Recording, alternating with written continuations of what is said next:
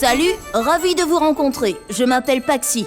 J'ai voyagé pendant longtemps pour venir ici. Ma planète, Alio, est très loin d'ici. Elle orbite autour d'une étoile similaire à votre Soleil, à l'extérieur de votre système solaire. Mais on verra ça plus tard. Même si on est très éloigné, on est quand même voisins dans la même galaxie, la Voie lactée. Quand j'étais petit, j'adorais à chaque fois que je regardais les étoiles et les planètes dans le ciel la nuit. Je me demandais de quoi elles étaient faites.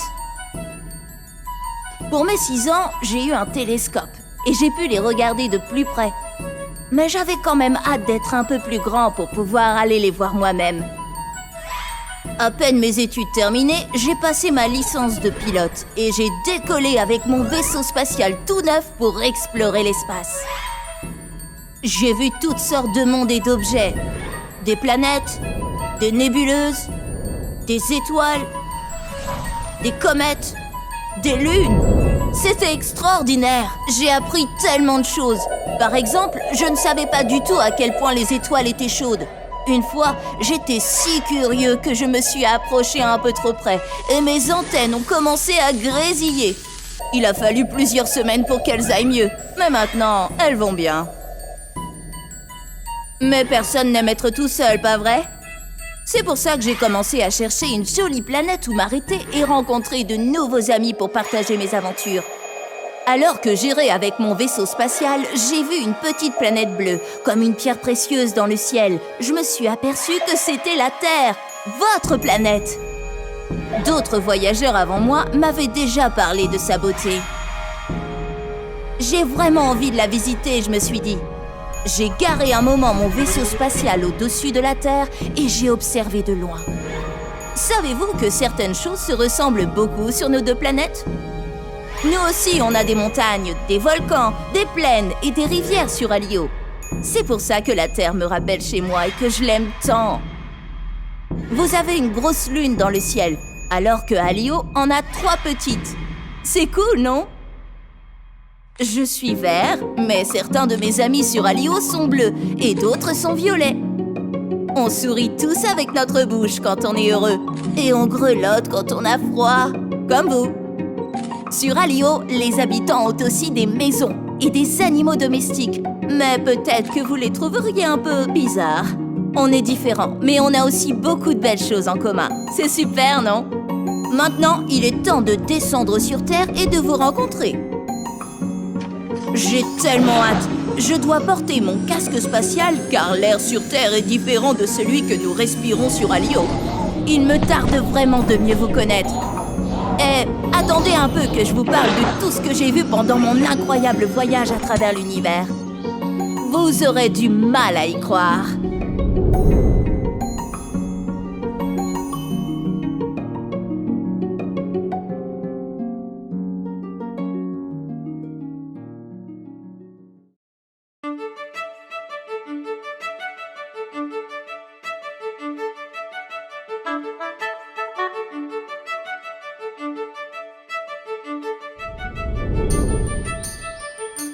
Salut, je m'appelle Paxi et je viens d'une planète lointaine.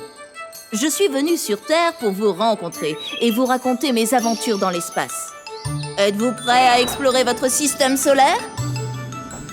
Ah, j'adore regarder les étoiles. Pas étonnant que vous soyez si nombreux à aimer ce spectacle. Mais ne serait-il pas mieux de voir les choses depuis l'espace ?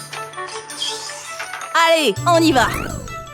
Voici votre planète, la Terre. Voyez-vous qu'une moitié est claire alors que l'autre est sombre ? La Terre tourne. La moitié de la Terre orientée vers le Soleil est éclairée. Il y fait donc jour. Alors que la moitié orientée dans la direction opposée au Soleil est sombre. Il y fait donc nuit. Il faut 24 heures à la Terre pour faire un tour complet. Une journée entière. Regardez. Voici la Lune qui tourne en boucle autour de la Terre, ou comme on dit, qui orbite autour d'elle. Saviez-vous que la Terre orbite autour du Soleil lorsqu'elle tourne ? La Terre et la Lune restent toujours ensemble. Il faut 1 année à la Terre pour faire une boucle complète. On va d'abord s'approcher du Soleil, mais pas trop près. Je ne veux pas encore brûler mes antennes. Le Soleil est notre étoile. Il est très chaud et nous donne de la lumière et de la chaleur. La Terre, elle, n'est pas seule. Ce n'est qu'une des 8 planètes qui orbitent autour du Soleil. Jetons-y un coup d'œil. Les 4 petites planètes rocheuses les plus proches du Soleil. Mercure, Vénus, la Terre et Mars. Mercure est très proche du Soleil et c'est la plus petite planète du système solaire. Vénus est très chaude. Son air épais et dense est toxique pour les humains. Je ferais mieux de garder mon casque bien fermé, car cet air est toxique pour moi aussi. On a déjà vu la Terre, votre planète. Elle est très spéciale, vous savez. C'est la seule planète du système solaire qui soit couverte d'eau liquide, de rivières, de lacs et d'océans. Et la seule qui accueille la vie telle qu'on la connaît. Mars est couverte d'une poussière rouillée. Ça lui donne une couleur rouge-orange. C'est pour ça que les gens l'appellent la planète rouge. Peut-être qu'il y a eu de l'eau ici aussi il y a très longtemps. Regardez là-bas. Après Mars, il y a de nombreux morceaux de roches plus petits. On les appelle des astéroïdes. Et il y en a des millions. Ils forment la ceinture principale d'astéroïdes. Et ils orbitent aussi autour du Soleil.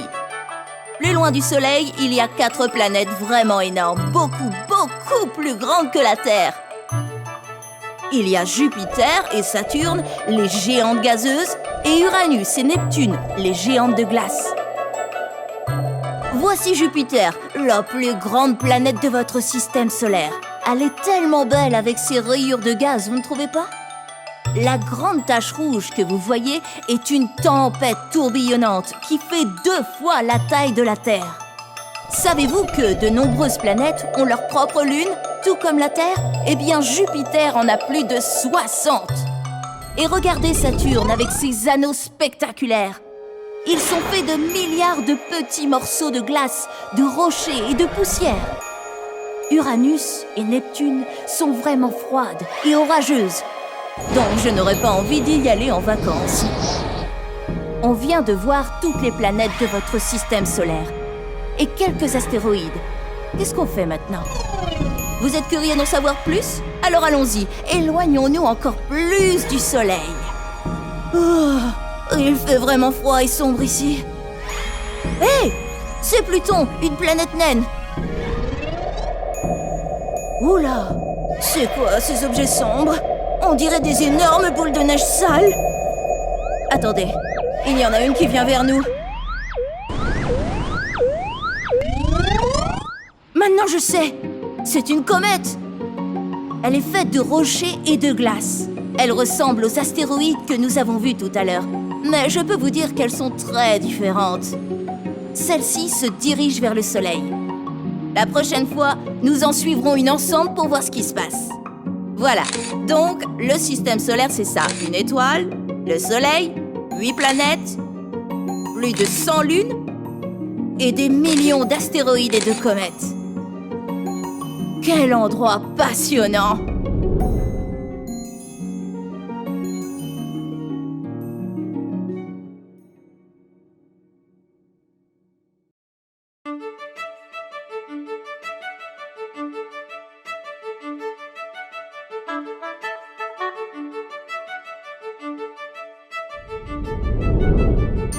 Salut, je m'appelle Paxi et je viens d'une planète très lointaine.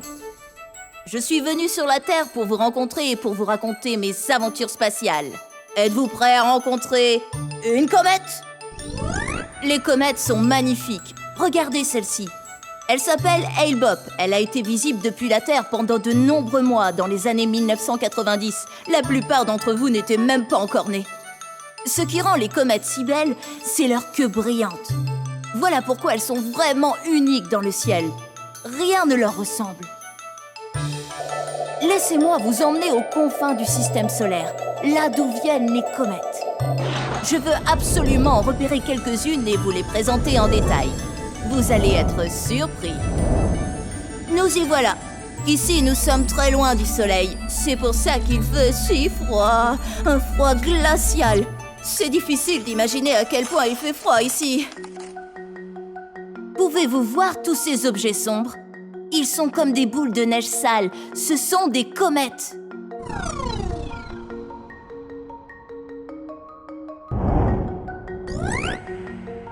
Nous nous rapprochons du Soleil et il fait un peu plus chaud ici. Regardez, il se passe quelque chose avec la comète.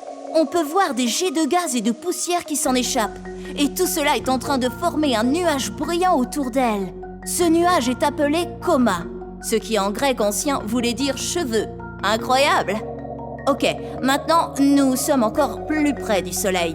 Regardez, le vent solaire commence à repousser les gaz et la poussière de la coma. C'est ainsi que se forme la queue de la comète. C'est vraiment passionnant. Waouh, elle va vite! Mon compteur dit plus de 100 000 km/h. C'est environ 30 fois la vitesse de l'avion le plus rapide de la Terre. La majorité des comètes qu'on voit dans le système solaire suivent une trajectoire ovale. Certaines d'entre elles tournent autour du Soleil, puis retournent aux confins du système solaire avant de revenir faire une autre boucle. Encore et encore. D'autres finissent leur vie en plongeant directement dans le Soleil.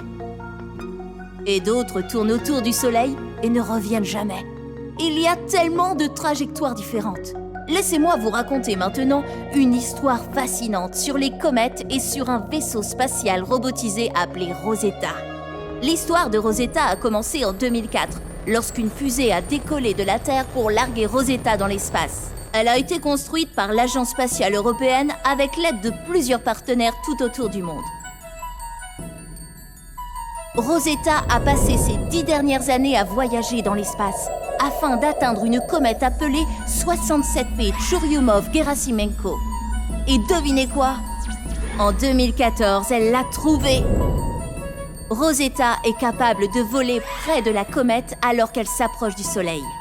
Elle peut prendre des photos, mesurer la taille de la comète et faire tout un tas d'expériences. Rosetta est assez grosse. Avec ses panneaux solaires ouverts, elle est aussi grande qu'un immeuble de 7 étages. Et elle transporte aussi un robot atterrisseur appelé Philae, lequel est capable de se poser sur la comète. Philae a à peu près la même taille qu'une machine à laver. Se poser sur une comète est compliqué. Si les pieds de Philae n'étaient pas équipés de harpons et de vis pour s'amarrer à sa surface, il rebondirait sur la comète et retournerait dans l'espace. Jusqu'à présent, aucun vaisseau spatial n'a volé aux côtés d'une comète et aucun ne s'y est jamais posé. C'est pourquoi Rosetta est si particulière. L'atterrisseur Philae peut percer la surface de la comète, regarder autour de lui et tâter le terrain. En travaillant ensemble, Rosetta et Philae essaient de comprendre de quoi les comètes sont faites. Toutes ces informations sont stockées dans un ordinateur à bord de Rosetta et une puissante antenne radio les envoie aux scientifiques sur la Terre. Pourquoi est-ce si important d'étudier les comètes ? C'est parce qu'il y a longtemps, quand votre planète était jeune, bien avant les dinosaures et même bien avant que la vie et les planètes n'apparaissent, de nombreuses comètes ont heurté la Terre. C'était un vrai bombardement, croyez-moi. Aujourd'hui, mes amis scientifiques terriens pensent que les comètes contiennent de l'eau. Et même les composants de base de la vie, c'est-à-dire les matériaux ou molécules qui constituent les animaux et les plantes. Rosetta les aide à savoir si l'eau des océans et les germes de la vie ont été apportés sur Terre par des comètes. Donc, nous avons suivi une comète et nous avons vu sa queue se former et grossir en se rapprochant du Soleil. Nous avons aussi appris des choses sur une étonnante mission spatiale, Rosetta, le premier vaisseau spatial qui a volé aux côtés d'une comète, et Philae, le premier à s'y être posé. Bientôt, nous allons savoir si ce sont bien les comètes qui ont apporté l'eau et aidé à créer la vie sur la Terre. C'est génial!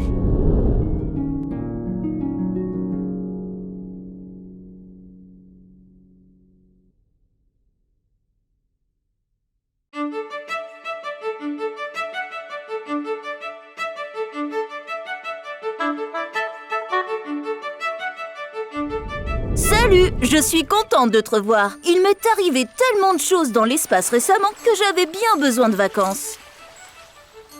J'adore me détendre sur les belles plages de la planète Terre. Il y fait beau et chaud grâce au soleil. Je pourrais me prélasser ici toute la journée. Mais oh, le soleil est parti! Quand le soleil se couche, c'est la nuit. Regarde toutes ces étoiles dans le ciel. On peut en voir des millions ici. Savais-tu que le Soleil est une étoile lui aussi? C'est ton étoile. Tous les matins, le Soleil se lève, c'est le jour. Toutes les étoiles que l'on voit la nuit sont toujours là, mais comme le Soleil est l'étoile la plus proche de la Terre, il est tellement lumineux qu'on ne peut plus voir les étoiles lointaines. Le Soleil nous donne de la lumière et de la chaleur. C'est parfait pour mes vacances. D'ici, on dirait que le Soleil et les étoiles tournent autour de la Terre. Mais qu'en est-il vraiment? Allons voir ça. C'est parti! De l'espace, on peut voir que la Terre tourne. Pour le côté face au Soleil, c'est le jour. Pour l'autre côté, c'est la nuit. La Terre tourne sur son axe, une ligne imaginaire inclinée du pôle Nord au pôle Sud. Quand on est sur la Terre, on a l'impression que le Soleil et les étoiles bougent, mais c'est la Terre qui tourne sur elle-même. On ne sent pas vraiment que la Terre bouge, c'est une illusion d'optique. La Terre met 24 heures pour faire un tour complet, soit une journée et une nuit entière. En plus de tourner sur elle-même, la Terre est en orbite autour du Soleil. Il faut en effet à la Terre 365 jours et un quart de jour pour faire une orbite complète autour du Soleil. Tous les 4 ans, on doit ainsi additionner ces quarts de jour et on obtient ainsi une année bissextile de 366 jours. Dans une même année, la Terre connaît 4 saisons. Comment cela se fait? Quand la lumière du Soleil nous parvient, sa concentration est plus forte à certains endroits qu'à d'autres. Il y fait alors plus chaud. L'axe de la Terre étant incliné, il ne fait pas toujours chaud au même point de la Terre. Par exemple, quand l'hémisphère nord est incliné vers le Soleil, c'est l'été en Europe. Le Soleil semble très haut dans le ciel. Les jours sont plus longs et plus chauds. Youpi! Quand l'hémisphère nord est incliné à l'opposé du Soleil, c'est l'hiver. Le Soleil semble plus bas dans le ciel et nous recevons moins de lumière et de chaleur. Pas génial pour des vacances à la plage, mais super pour regarder les étoiles. Dans l'hémisphère sud, l'hiver et l'été sont inversés. Je devrais peut-être passer mes vacances d'hiver en Australie. Nous avons vu que le Soleil est une étoile, que la Terre tourne sur son axe, c'est pourquoi il y a le jour et la nuit, et que les saisons changent quand la Terre tourne autour du Soleil.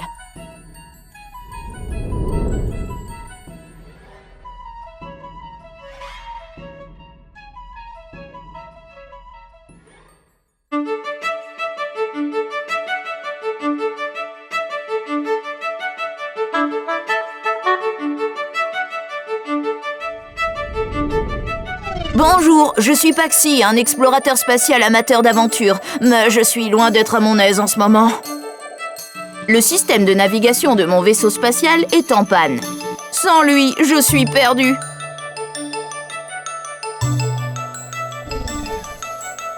Ouf, une planète droit devant. Il s'y trouve peut-être quelqu'un pour me dire où aller. J'espère qu'ils sont accueillants. Tiens, il y a de la glace sur l'épaule et même 2 petites lunes. Où puis-je bien me trouver? Mon vaisseau spatial capte un signal. Quelqu'un veut peut-être me dire bonjour. Je vais voir. C'est cette sonde qui envoie le signal. C'est l'engin spatial Mars Express de l'Agence spatiale européenne. Maintenant, je sais enfin où on est. Sur la planète Mars. Mais ça, je parie que vous le saviez déjà, pas vrai?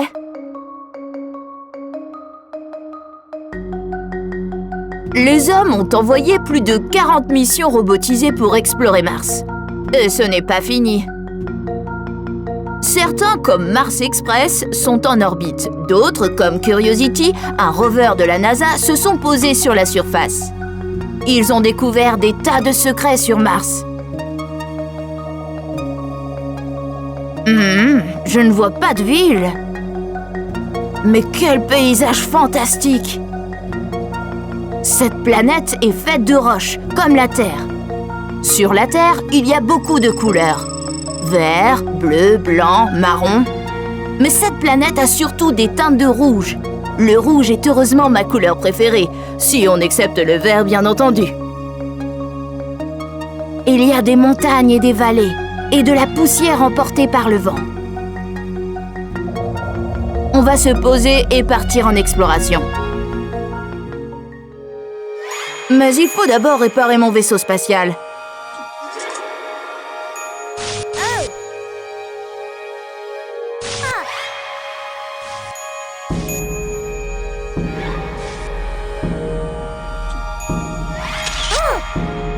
Oh, il m'a fait peur! C'est Curiosity, le rover dont j'ai tout juste parlé. Il porte bien son nom. Je vais juste rebrancher ce fil lâche et mon système de navigation galactique sera réparé. Mars est, vu la taille immense du système solaire, un voisin proche de la Terre. Comme la Terre et les autres planètes, elle tourne autour du Soleil.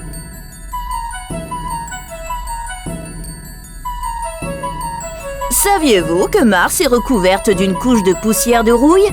C'est ce qui donne à la planète sa jolie couleur rouge. Si jamais vous la visitez, n'oubliez surtout pas de passer par le mont Olympe. C'est le volcan le plus élevé du système solaire.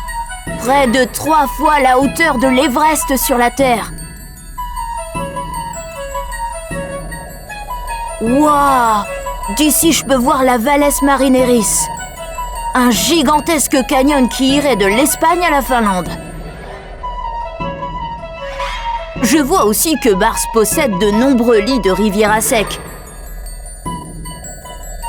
dans lesquels il a dû, il y a très longtemps, passer de l'eau.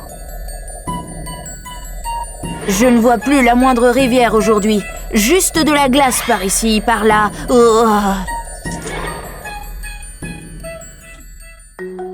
Croyez-vous que des créatures extraterrestres aient habité sur Mars ou y habitent encore? Ça, c'est une autre histoire. Je la garde pour une autre fois. Nous avons vu que Mars possède une surface rocheuse aux caractéristiques fascinantes. Elle a des montagnes et des vallées. On y trouve des lits de rivières à sec. Il y a dû avoir beaucoup d'eau par le passé. Elle a même des calottes glaciaires polaires et 2 petites lunes. Et des robots explorent Mars.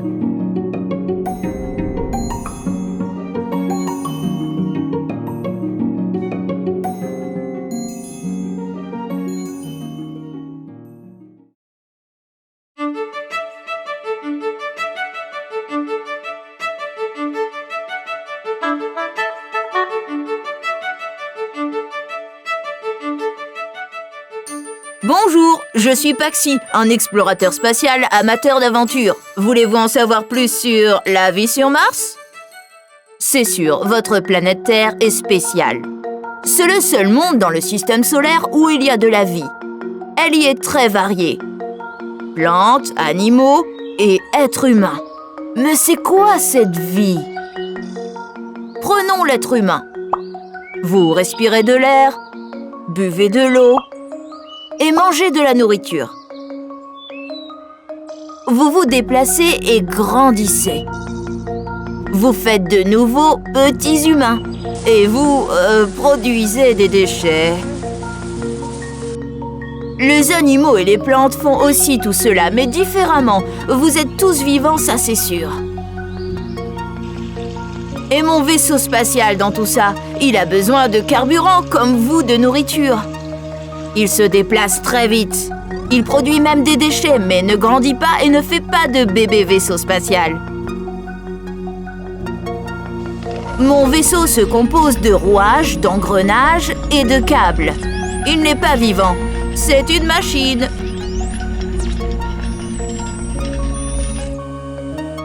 Certaines formes de vie sont difficiles à trouver, surtout si elles sont petites. Il faut un microscope pour voir certaines des créatures qui vivent sur votre planète, tellement elles sont petites, mais elles sont bel et bien vivantes. Donc, est-ce qu'il y a dans le système solaire de la vie ailleurs que sur Terre? Allons sur Mars et enquêtons! Lors de ma dernière visite sur Mars, j'ai vu des lits de rivières à sec. Il a dû y avoir beaucoup d'eau par le passé. Les créatures vivantes aiment l'eau. Se peut-il donc qu'il y en ait eu ici? Approchons-nous pour voir. Je pense qu'il n'y a plus d'eau ici depuis très longtemps. La surface non plus n'est pas très propice à la vie. Elle est froide et mes capteurs me disent qu'il y a une forte radiation néfaste du soleil. Pas question d'enlever mon casque spatial. Mais peut-il exister une vie toute petite, microscopique, sous la surface, là où c'est plus sûr? Zut! Je n'ai rien pour aller explorer sous la surface. Mais pas de souci, mes amis humains de l'Agence spatiale européenne s'intéressent au sujet avec leur mission ExoMars. ExoMars, ce n'est pas une, mais 2 missions vers Mars. La première sera lancée en 2016. Elle se compose d'un orbiteur et d'un atterrisseur appelé Schiaparelli.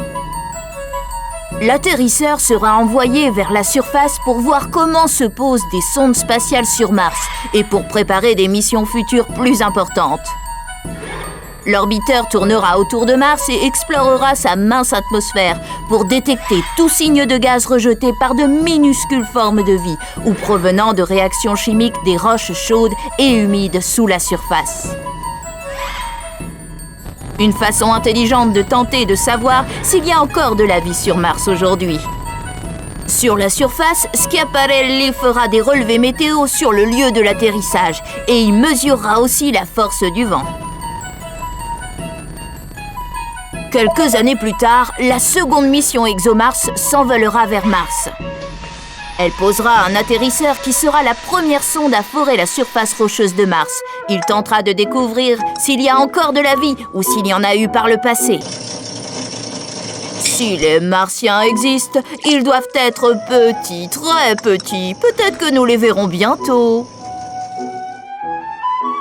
Nous avons vu ce qui caractérise la vie. Et que Mars pourrait être un bon endroit où trouver de minuscules formes de vie. Le meilleur endroit où regarder, c'est sous la surface. Et c'est exactement ce que vont faire les missions ExoMars.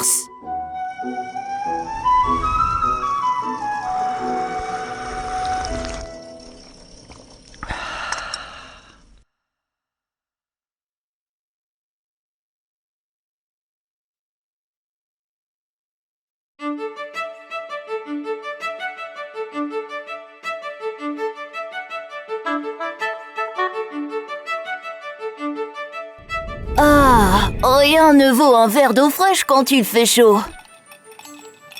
Bonjour, je m'appelle Paxi et je suis ton explorateur de l'espace préféré. Aujourd'hui, je vais t'expliquer le cycle de l'eau. Sais-tu que l'eau que je bois est la même que celle que les dinosaures buvaient il y a plus de 200 millions d'années? Et la même que tu boiras dans 50 ans?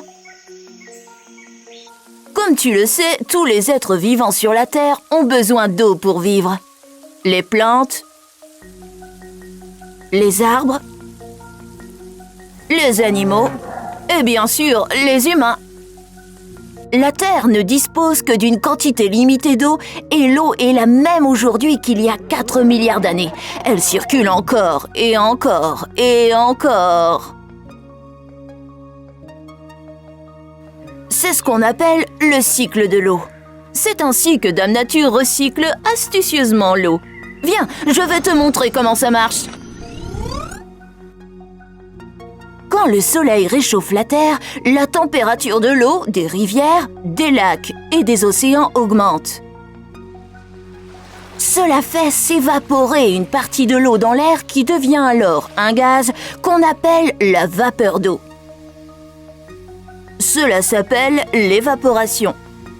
Plus la vapeur d'eau s'élève dans le ciel, plus elle refroidit, ce qui la fait se transformer en gouttelettes d'eau liquide. C'est ainsi que se forment les nuages. Ce phénomène s'appelle la condensation.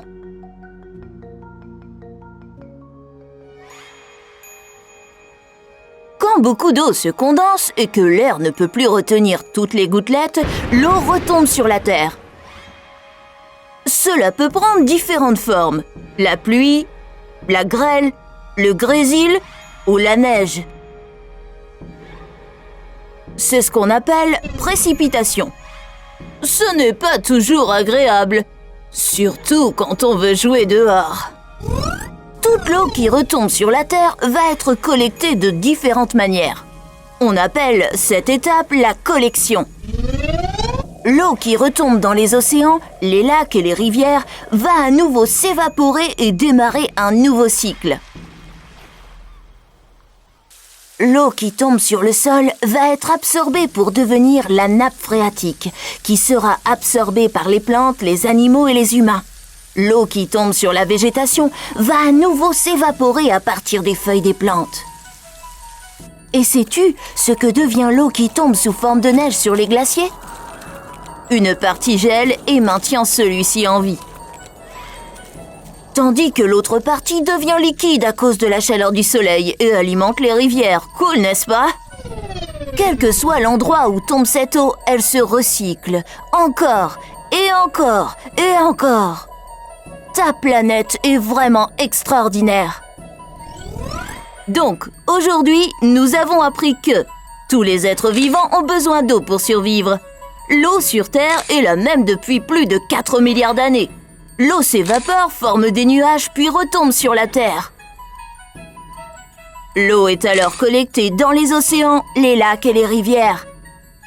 L'eau se recycle encore, et encore, et encore. Au revoir, et à bientôt pour une nouvelle aventure dans ce merveilleux univers.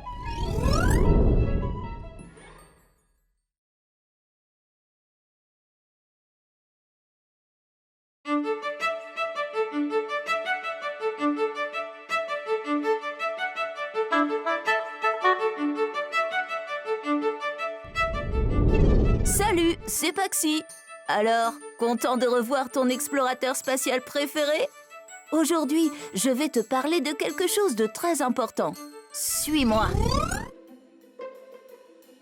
Tu vois cette fine couche tout autour de la Terre? C'est l'atmosphère. Elle contient l'air que l'on respire composé de gaz tels que l'oxygène et sert à nous protéger du grand froid qui règne dans l'espace. C'est grâce à elle que la vie sur Terre est possible. En fait, l'atmosphère, c'est comme une serre tout autour de la Terre, qui la maintient à la bonne température. Ni trop chaud, ni trop froid. Mais c'est quoi une serre? Les serres, ce sont ces drôles de maisons tout en verre, des murs au plafond, que l'on peut voir dans les jardins et dans les champs. On peut y faire pousser toutes sortes de plantes, de fleurs et de légumes. En brillant sur le verre, le soleil réchauffe l'air à l'intérieur et les plantes poussent bien. Le verre permet aussi de conserver la chaleur à l'intérieur pour garder les plantes au chaud. Certains des gaz contenus dans l'atmosphère de la Terre, appelés gaz à effet de serre, fonctionnent comme le verre d'une serre pour notre planète. Ils laissent pénétrer une certaine quantité de la chaleur du soleil et la maintiennent à la surface de la Terre plutôt que celle-ci ne s'échappe dans l'espace. C'est ce qu'on appelle l'effet de serre. Mais, aux quatre coins du monde, les scientifiques s'inquiètent, car l'effet de serre devient trop puissant. La Terre se réchauffe beaucoup trop vite, plus vite que jamais dans toute l'histoire de la Terre. Mais pourquoi? Viens avec moi pour le découvrir. L'activité humaine a engendré une augmentation de la quantité des gaz à effet de serre dans l'atmosphère, jusqu'à atteindre des niveaux dangereux, notamment le dioxyde de carbone. D'où viennent ces gaz? Du pétrole, du charbon et des gaz naturels que l'on brûle pour faire de l'énergie, des voitures et des usines polluantes, ainsi que des immenses troupeaux d'animaux que l'on élève pour l'industrie agroalimentaire.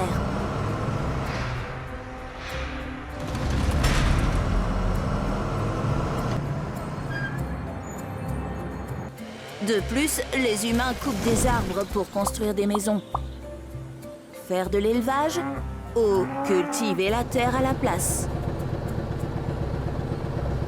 La déforestation est elle aussi une cause de l'augmentation du dioxyde de carbone, car les arbres sont capables d'absorber et d'éliminer ce gaz. Moins il y a d'arbres, moins le dioxyde de carbone est absorbé, plus il en reste dans l'atmosphère. Tout ce dioxyde de carbone amplifie l'effet de serre, qui empêche la chaleur de sortir de l'atmosphère et fait que les températures montent toujours plus sur Terre. Quelle est la solution à ce problème ? Ce qui est bien, c'est que de nombreux pays travaillent coude à coude pour inverser la tendance et réduire leur émission de dioxyde de carbone. Ce qui est encore mieux, c'est que tu peux aussi nous aider. Déplace-toi à pied, à vélo ou en skate, plutôt qu'en voiture.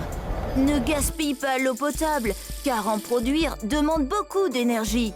Éteins ta tablette, ton ordinateur et la télévision quand tu ne les utilises pas et éteins les lumières quand tu quittes une pièce. Débranche.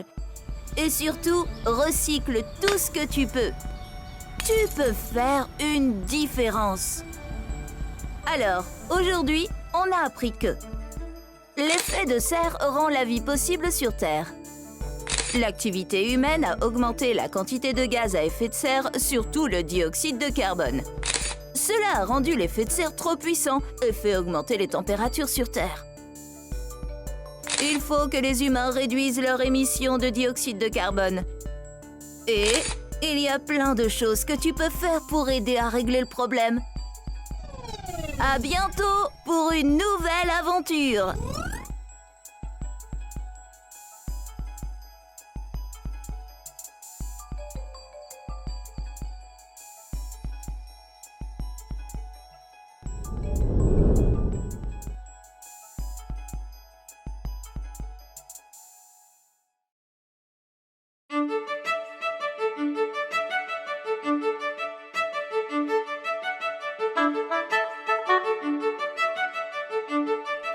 S'il y a bien une chose que j'adore plus que tout, c'est m'installer dehors quand le ciel est dégagé et regarder la lune tout là-haut.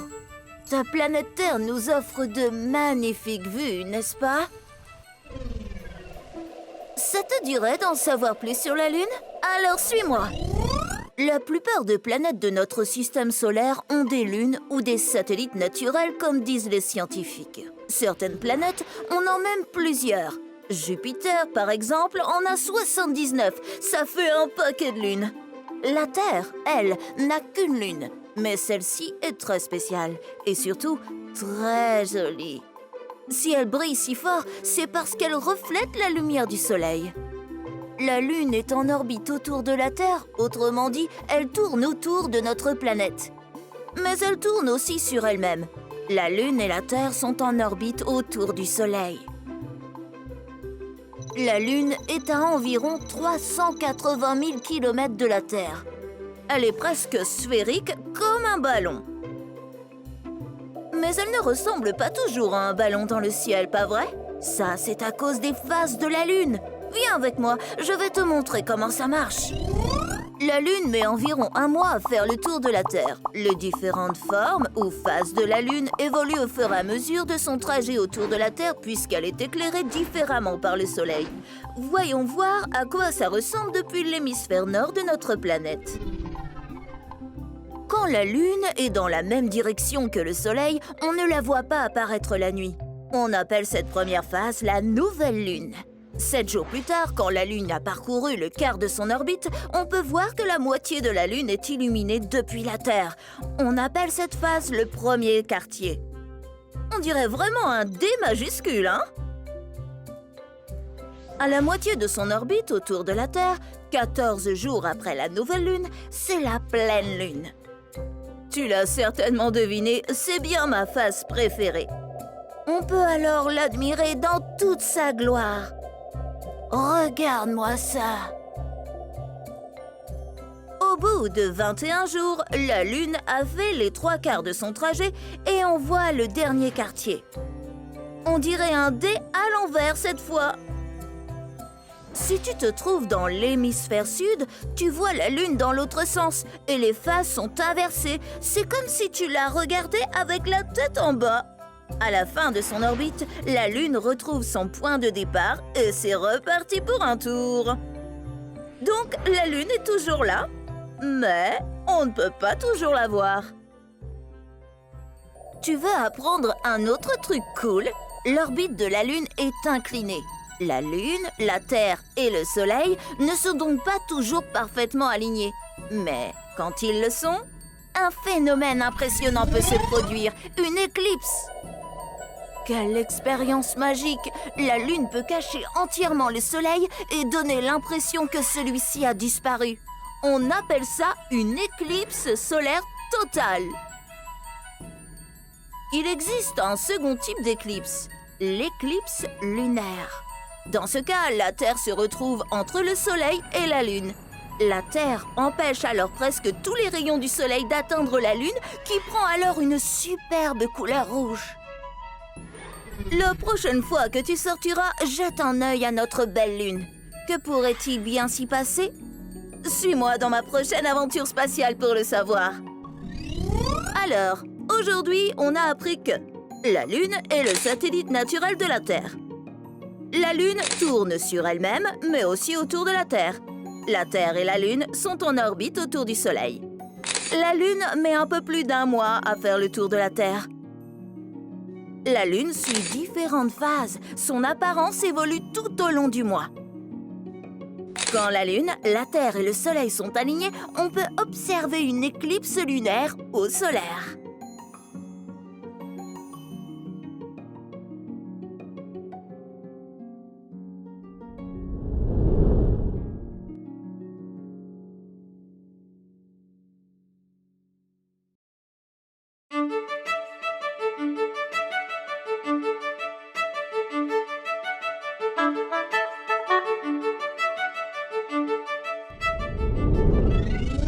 Salut, c'est moi, Paxi. Aujourd'hui, on va explorer la Lune. À ton avis, la Lune a-t-elle toujours été là? Remontons 4 milliards et demi d'années en arrière pour le découvrir. La plupart des scientifiques pensent que la Lune est née lorsqu'une jeune planète a foncé dans la Terre. Sous le choc, une grande quantité de matière s'est vue projetée dans l'espace avant de se rassembler pour former la Lune. La Terre était bien différente à l'époque.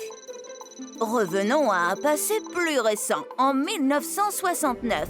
Neil Armstrong fut le premier homme à marcher sur la Lune. Un événement inédit que des millions de gens ont suivi en direct à la télévision. Tes grands-parents s'en souviennent certainement. Depuis, les humains sont retournés sur la Lune 5 fois. Ils ont fait des recherches et récolté des centaines de kilos de roches lunaires pour les ramener sur Terre. En les analysant, les scientifiques ont découvert qu'elles ressemblent beaucoup à des roches terrestres. C'est ce qui leur fait croire que la Lune est faite de matière provenant du choc qui a eu lieu il y a si longtemps. La dernière fois qu'un humain s'est rendu sur la Lune, c'était en 1972. Depuis, seules des machines fabriquées par les humains, des satellites et des robots s'y sont posés. Et il y en a eu un tas. La bonne nouvelle, c'est que les scientifiques et ingénieurs se préparent aujourd'hui à envoyer à nouveau des astronautes sur la Lune pour qu'ils y restent un bon bout de temps. Regarde toutes les expériences qu'ils font. Viens avec moi sur la Lune, je vais te montrer ce qu'ils doivent préparer pour les explorations à venir. Waouh! Regarde un peu en arrière, que la Terre est belle. La vie sur la Lune n'aura rien à voir avec ce qu'on connaît sur Terre. Lorsqu'il y fait noir, les températures descendent bien au-dessous que n'importe où sur Terre. Mais quand le soleil brille, il y fait plus chaud que dans de l'eau bouillante. Mieux vaut rentrer dans mon vaisseau. Ah, ça va mieux. Ici, je suis protégée des températures extrêmes et du rayonnement solaire. Pour rester sur la Lune, il me faudrait un endroit où vivre. C'est comme pour camper sur Terre, par exemple. Il faut construire Un abri, mais sur la Lune, l'abri se doit d'être bien plus high-tech pour protéger des températures et des radiations. Et si j'en construisais un avec le sol lunaire? Et si je creusais un tunnel? Sinon, je pourrais faire un abri gonflable comme un ballon. Il me faudrait aussi de l'électricité. Mais comment faire si je n'ai ni pétrole, ni charbon à brûler, ni énergie éolienne? Mais oui, le soleil! Je pourrais utiliser l'énergie solaire sur la Lune, comme le font les maisons équipées de panneaux solaires sur Terre. Voilà qui est bien plus confortable. Mais j'ai soif. Où trouver de l'eau? Sais-tu qu'il y a de l'eau sous forme de glace sur la Lune? On n'en trouve que sur les pôles, dans les cratères très froids que le Soleil n'atteint jamais. Allons donc ensemble voir l'un des pôles lunaires et creusons pour trouver de l'eau. Car l'eau, c'est très important. Il faut toujours bien boire. En plus, on peut aussi s'en servir pour produire de l'oxygène. Et ça tombe bien, parce qu'il n'y a pas d'atmosphère autour de la Lune. Donc, il n'y a pas d'air à respirer. Je pourrais même utiliser de l'eau pour produire du carburant et lancer des fusées.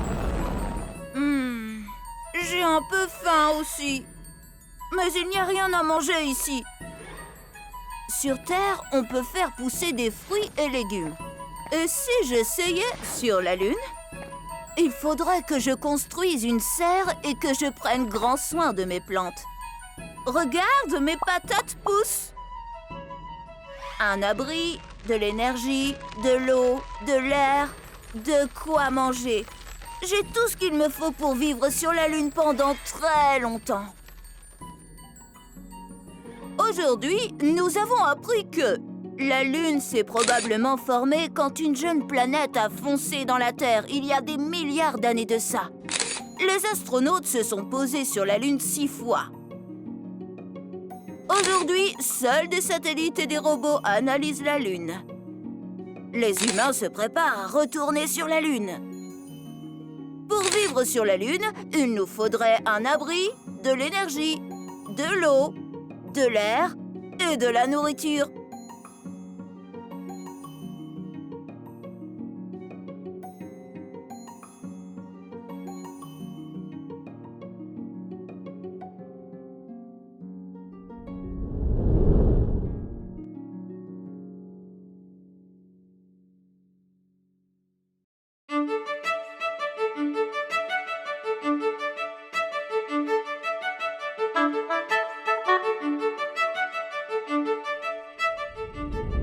Salut, c'est Paxi, votre copain qui vient de l'espace. J'adore regarder le ciel la nuit. Ça me fait penser à ma planète Alio, qui est si loin. Ma planète est ce qu'on appelle une exoplanète. Vous vous demandez ce que c'est? C'est une planète qui se trouve en dehors du système solaire. Elle orbite autour d'une autre étoile. Les exoplanètes se trouvent si loin qu'elles sont difficiles à voir dans le ciel. Et ce n'est pas demain que les humains pourront les visiter. Comment sait-on qu'elles existent? Pour les découvrir, les scientifiques utilisent des télescopes sur la Terre et dans l'espace. Ils analysent la lumière provenant des étoiles. Quand une étoile tremble comme ça, c'est qu'une planète passe entre nous et l'étoile. Plus la planète est lourde, plus l'étoile tremble. Quand une étoile semble briller moins fort, c'est qu'une planète passe devant. On parle alors de transit. Plus la planète est grosse, plus la lumière provenant de l'étoile diminuera. On peut même parfois les apercevoir avec un télescope. C'est grâce à cela qu'on peut les découvrir. Mes amis scientifiques ont déjà découvert des milliers d'exoplanètes. Il en existe différents types. Voyons ça de plus près. Certaines sont petites et rocheuses comme la Terre.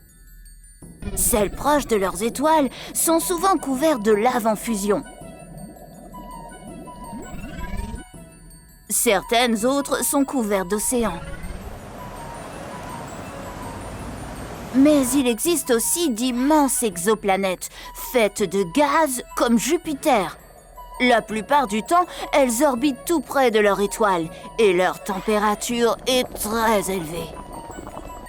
C'est cette diversité de taille, de masse et de température qui rend les exoplanètes si fascinantes. Certaines orbitent seules autour de leur étoile, tandis que d'autres sont en groupe, comme dans votre système solaire. Les scientifiques s'intéressent aux exoplanètes pour mieux comprendre comment les planètes se forment et évoluent avec le temps. Ils aimeraient aussi beaucoup savoir si la vie existe en dehors de votre système solaire. Ils savent très bien qu'il existe encore une infinité d'exoplanètes à découvrir.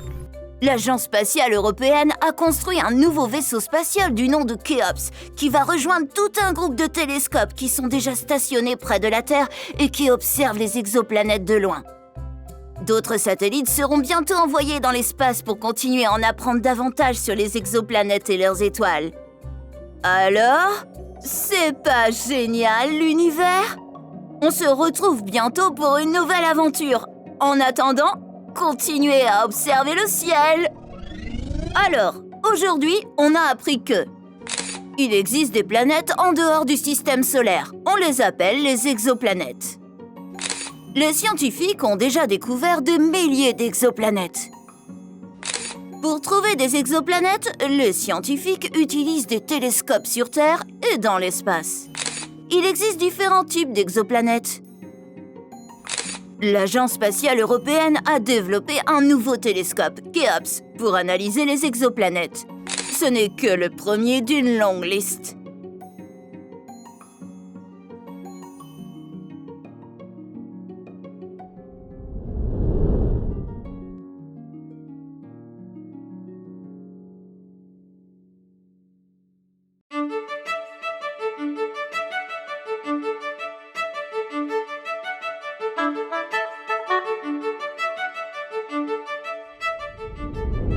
Salut, c'est moi, Paxi. Elle n'est pas belle, la vie sur Terre?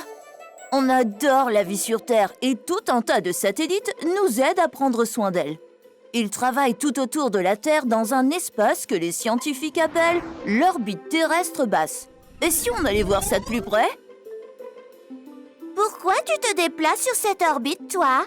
Je suis là pour observer la Terre et surveiller son état de santé. C'est très important. Moi, je suis là pour que les gens aient une bonne connexion Internet. Ça, c'est très important. Oh oh, il commence à y avoir foule par ici. L'orbite terrestre basse est pleine de satellites très utiles. Ils sont tout près de nous. Les humains les envoient dans cette zone parce qu'il leur faut moins d'énergie et de carburant que pour aller plus loin dans l'espace. Mais c'est surtout parce que ces satellites ont besoin d'être proches de la Terre pour effectuer leur mission. Par exemple, prendre des photos de la Terre ou permettre aux gens vivant dans des zones reculées d'avoir accès à Internet. Hé, attention, tu m'as foncé dedans. J'ai terminé ma mission, mais je ne peux pas rentrer sur Terre tout seul, aidez-moi! Oh non! La situation dégénère! J'ai besoin d'aide pour régler tout ça. Attendez, j'ai peut-être une idée pour améliorer cet encombrement de débris spatiaux. Et si on utilisait une sorte d'outil pour attraper tous ces vieux satellites et les ramener sur Terre? Un filet? Ou un bras robotique? Peut-être qu'un de ces satellites pourrait m'aider à rassembler ces satellites hors service, ces pièces cassées et tous ces débris pour ensuite les guider vers la Terre. Voilà qui est mieux. Dans l'espace, beaucoup de satellites ne peuvent pas s'échapper de leur orbite pour retourner sur Terre à la fin de leur mission sans aide. À ton avis, est-ce que tu sais quels outils pourraient les aider? Des ingénieurs et des scientifiques essaient des voiles de freinage qui ressemblent aux voiles des bateaux et peuvent ralentir les satellites pour les faire retomber sur Terre et se désintégrer ou brûler dans l'atmosphère. Ils laissent ainsi la place à d'autres satellites sans causer de dégâts en tombant sur Terre. Mais cette voile ne marche que pour les petits satellites. Que faire des plus gros? Les gros satellites ont besoin d'un coup de pouce en plus. Ils pourraient garder une réserve de carburant qui leur permettrait de rentrer sur Terre ou même disposer de moteurs en plus qui se déclenchent à la fin de leur mission pour les renvoyer vers l'océan. Je crois qu'il faut qu'on fasse des efforts pour éviter que l'orbite de la Terre soit envahie de débris. C'est important si on veut que nos satellites fonctionnent bien. Et il faut aussi qu'on fasse notre maximum pour prendre grand soin de la Terre, les amis. Il faut trouver des carburants plus écologiques pour les fusées et concevoir des vaisseaux spatiaux qui sauront protéger la Terre sans la polluer. Tu peux aussi aider à protéger la Terre en réduisant, réutilisant et recyclant les déchets. Aujourd'hui, nous avons appris que les satellites en orbite autour de la Terre nous aident à en savoir plus sur notre planète et à rester connectés les uns aux autres. Il y a beaucoup de vieux satellites et de pièces cassées tout autour de la Terre. Ce sont des débris spatiaux qui peuvent endommager les vaisseaux actifs. On peut utiliser des bras robotiques et des filets pour décrocher les satellites hors service de leur orbite. On pourrait concevoir des satellites capables de rentrer sur Terre tout seuls pour éviter que l'espace ne soit encombré par des débris. Il faut absolument construire des vaisseaux spatiaux plus écologiques pour protéger la Terre sans la polluer.